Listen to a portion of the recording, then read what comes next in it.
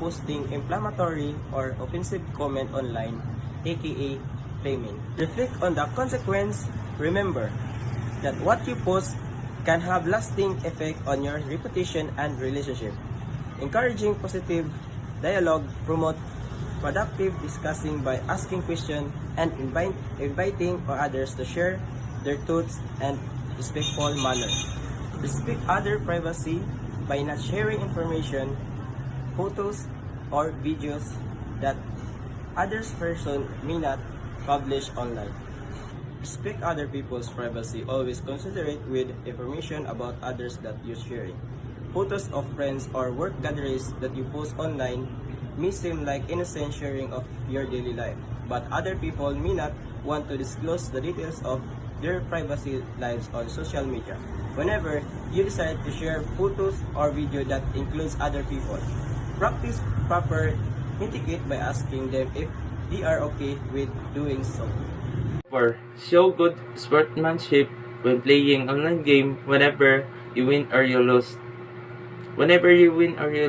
show sportsmanship to your opponent. Never spam others by sending large amount of unsolicited email. Unsolicited, usually commercial message such as email, text message, or internet posting sent to many people in internet. Number 5. Don't troll people in web forums or websites comments by repeatedly bragging or annoying them. So, if we are viewers of people's posts on social media, we can comment but not in the way we spam or return comments.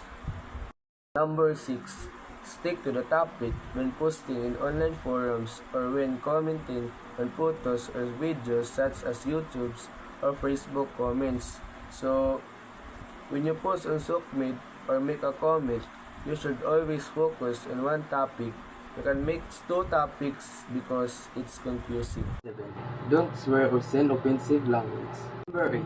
Avoid replying to negative comments. With more negative comments, instead break a cycle with a positive post. Number 9. If someone asks a question and you know the answer, offer to help.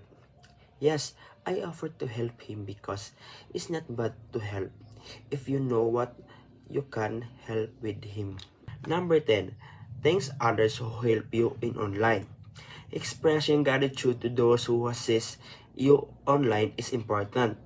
A simple thank you can go a long way in acknowledging their efforts, whether it's a response in the form of helpful moments on social media or guidance in a chat. Taking a moment of appreciate the support, foster a positive comment. Always remember that kindness encourages others to continue offering their help.